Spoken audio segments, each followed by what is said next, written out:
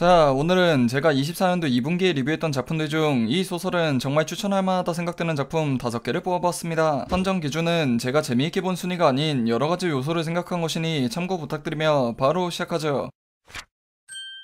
첫 번째 요소는 턴제의 마법사입니다. 태그는 미궁 탐험물, 지능형 주인공물, 단단한 스토리라인입니다. 고인물 게임빙의 설정에 미궁의 탐험에 강해지는 무난한 미궁 탐험물로 진행되는 작품으로 주인공이 개고생하며 천천히 강해지고 에피소드마다 빌드업이 매우 탄탄하며 고난과 역경을 이겨내고 진행되는 미궁 탐험물을 좋아한다면 꼭 한번 봐볼만한 소설입니다. 주인공이 정신적으로든 육체적으로든 성장하는 소설이라 고구마가 없는 건 아니지만 실패로부터 배우고 성장하는 작품이며 마냥 답답한 전개만 나오는 것도 아니라 주인공에게 위기 자체가 없어야 좋으신 수준이 아니라면 무난하게 볼만하죠. 자잘한 개연성도 탄탄하고 등장인물들 진행도 좋고 매 에피소드마다 떡밥과 빌드업, 기승전결도 탄탄하며 내용도 알찹니다. 미궁 탐험물과 지능캐 주인공물을 좋아하시는 분들께 추천드리는 작품입니다.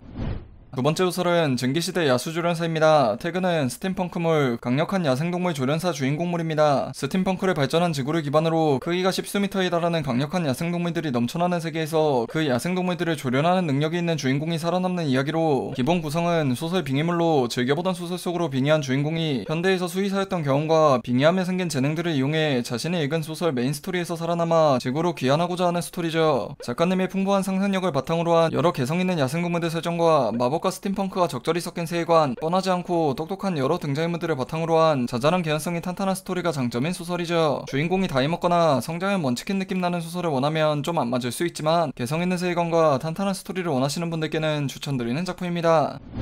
세 번째 소설은 레벨업하는 로그입니다. 태그는 회빙원 없는 미궁 탐험물, 미궁 추리물입니다. 회빙원 없이 판타의 세계에서 살아온 주인공이 로그 능력을 지닌 채 미궁 도시로 가게 되는 스토리로 미궁 탐험물인데 회빙원이 없다는 설정, 그럼에도 상태창은 존재하고 상태창을 지닌 게 주인공뿐만 아니라 다른 사람들이 있다는 설정, 그리고 특이한 미궁 설정으로 언뜻 보면 흔해 보이는 미궁물에 여러 개성을 더한 설정이죠. 소설에서 가장 중요한 설정이 미궁에 관한 설정인데 미궁은 매번 열릴 때마다 층수가 랜덤하게 정해지고 층수마다 기믹이 존재합니다. 한번 들어가면 해당 회차가 끝날 때까지 다시 나올 수 없어서 들어가기 전에 미리 미궁 내 상황을 알 수 있는 방법이 없죠. 미궁 내에서 다른 층으로 이동이 불가능하니 매번 미궁에 진입할 때마다 기믹을 파악해야 하고 어떨 때는 정답도 찾아야 하는 추리물 형태를 띠게 됩니다. 미궁과 추리물의 만남, 거기에 회빙안이 없어 미궁에 대한 지식이 전무한 채 시작하는 주인공 설정에 관심 있다면 한번 봐볼 만한 소설이었습니다. 네 번째 소설은 이세계 검은머리 바르바르가 미궁에서 살아나는 법입니다. 태그는 이세계 소환물, 미궁 타운물, 노베피아식 할인물입니다. 어쩌다 보니 미궁 타운물만 3개인데 오늘 소개한 미궁 타운물 3개 모두 느낌이 다 다른 작품들로 이번 작은 정통 판타지식 전개와 노베피아식 음지의 하렘 설정이 합쳐진 작품입니다. 어느 날 이 세계로 떨어진 주인공이 미궁에서 셀 수 없이 많은 종류의 각인을 얻을 수 있다는 이야기를 듣고 지구로 귀환하는 각인을 얻거나 아니면 그냥 강해지기 위해 미궁으로 향하는 소설로 주인공이 밑바닥부터 여러 입체적인 사람들을 만나며 인연을 쌓고 나아가는 정통 판타지 느낌이 있는 소설이죠. 물론 정판을 좋아하시는 분들이 보기에는 음지의 하렘과 여러 개그 요소 때문에 안 맞지만요. 가장 특이한 설정은 미궁에서 얻은 각인인데 웬 할아버지 마법사가 메스가키의 각인을 얻어서 말끝마다 허접허접거리면서 다니는 등 정말 다양한 각인들이 존재하며 여러 개그 요소와 탄탄한 스토리 진행을 위해 써먹죠. 물론 개그 때문에 스토리가 늘 가벼운 건 아니고 진지할 때는 진지하게 진행되는 소설입니다. 개그 요소 많은 미궁 타운물을 좋아하고 주인공이 야만인으로 오해받는 설정과 음지의 하렘을 좋아한다면 꼭 한번 봐볼 만한 소설입니다.